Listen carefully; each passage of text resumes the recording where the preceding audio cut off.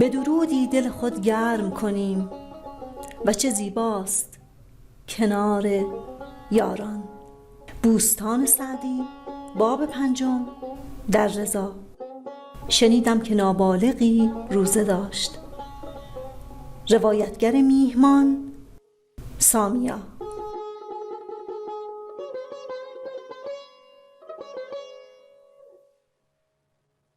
شنیدم که نابالغی روزه داشت، به 100 محنت آورد روزی بچاشت.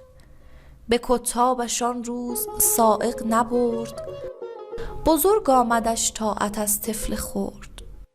پدر دیده بوسید و مادر سرش، فشاندند بادام و زر بر سرش. چو بر وی گذر کرد 1 نیمه روز، فتاد اندرو ز آتش معده سوز. به دل گفت اگر لقمه چندی خورم، چه داند پدر غیب یا مادرم. چو روی پسر در پدر بود و قوم، نهان خورد و پیدا به سر برد صوم.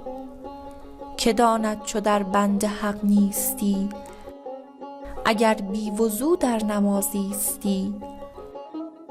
پس این پیر از آن طفل نادان تر است، که از بهر مردم به طاعت در است. کلید در دوزخ است آن نماز، که در چشم مردم گذاری دراز. اگر جز به حق می رود جاده ات، در آتش فشانند سجاده ات.